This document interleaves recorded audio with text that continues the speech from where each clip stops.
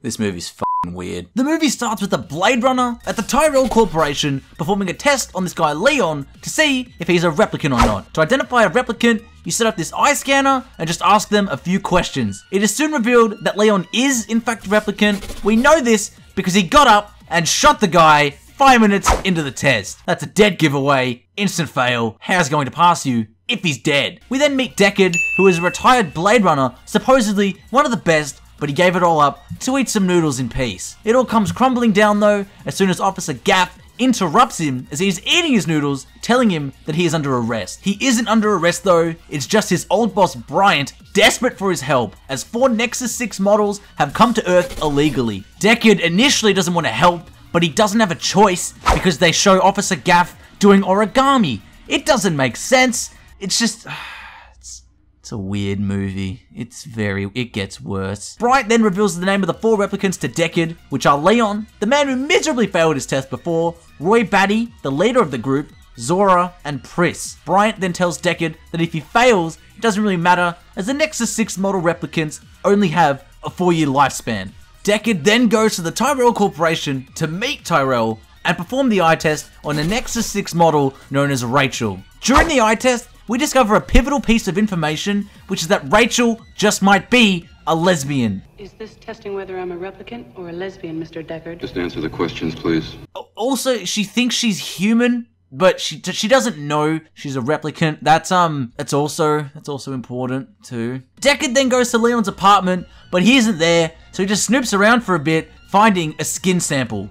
We then see Leon with Roy Batty as they interrogate this poor Asian man to give them information on where they were made and how long they have to live. The Asian man is like, I don't know anything, please don't hurt me, I'll just make the eyes, I'm just a useless drone in the grand scheme of society. He then tells them to find a person known as JF Sebastian because Leon gets really weird and starts putting raw eyes on this guy's shoulder.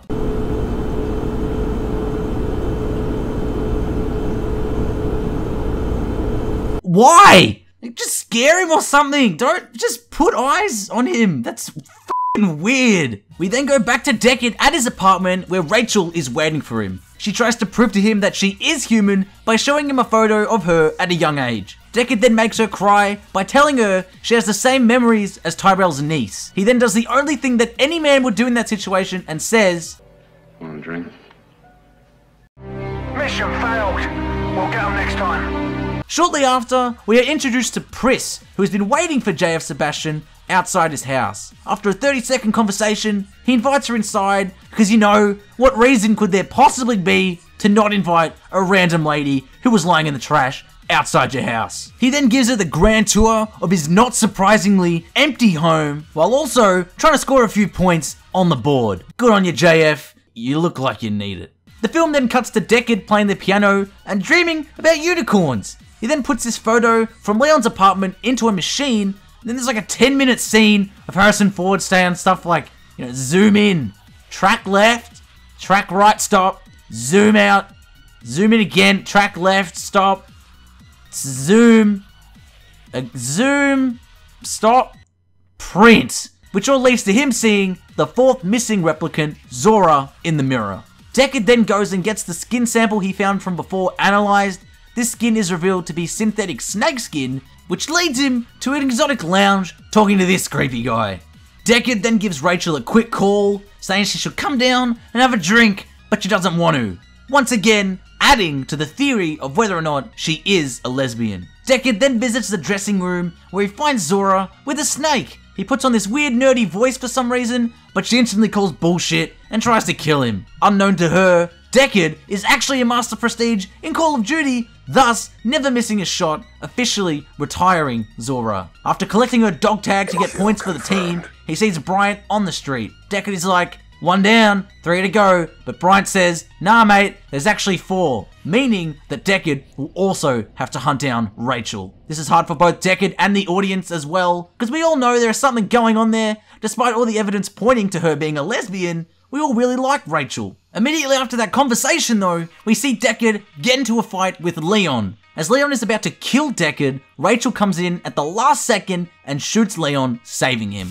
They go back to his place and have a chat about what Deckard is going to do about hunting Rachel To which he replies, no, but someone else will. They play the piano to celebrate, and then they kiss. What happens next can only be described as disturbing, as Deckard forces himself onto her, but then it turns out she's kinda into it, and then they have sex. Officially confirming that Rachel is in fact not a lesbian. Roll the credits.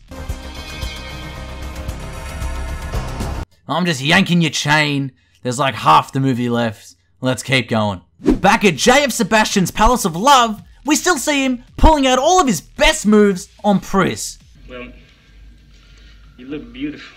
Roy Batty, however, makes a surprise appearance, meaning that JF's chances aren't looking too good. JF doesn't seem to mind, indicating that he is up for anything at this point, as he's pretty desperate. JF is then forced to take Roy to Tyrell's house to finally get the answers they have been looking for. We then learn that all along, the Nexus 6 replicants just wanted to look for a way to extend their 4-year lifespan. Tyrell explains that this is not possible, which makes Roy a little angry. More like frustrated, a slight displeasing, if you will. He gets one last hookup with Tyrell before gouging his eyes out, which makes JF feel like a third wheel, and he decides to leave. Deckard finally arrives at JF's house, where he faces off with Pris in a dance contest. He ends up winning by shooting her as she's doing a sick flip. This causes her to have a seizure, which is really uncomfortable to watch, so he just finishes the job. Roy comes back to see the dead Pris on the ground before getting into a really intense final battle with Deckard. They chase each other around for a bit. Roy breaks a couple of Deckard's fingers, decides to remove his shirt, till they ultimately end up on the roof. Deckard goes for a leap of faith, but falls a little short as he is left hanging on for his life. Roy thinks he's hot shit, so he just makes the jump, no problem, and watches Deckard just dangle there. Just as Deckard is about to fall, Roy saves him as he sees that Deckard also lives in fear, just as he does. They have a quick D&M until Roy accepts his fate and dies. Gaff rocks up to chuck Deckard a pistol and also tells him that Rachel will still die. Deckard rushes back to his apartment and finds Rachel safe asleep. While leaving with her, Deckard finds an origami unicorn on the ground, revealing that Gaff did go to the apartment and decided not to kill Rachel after all.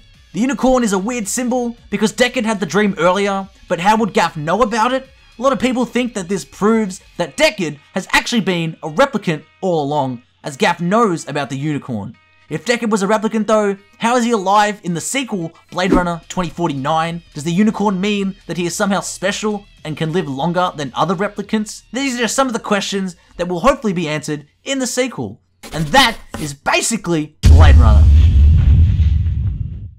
Hey, what'd you guys think of the video? If you liked it, you should click the like button and also subscribe for more great summaries like these.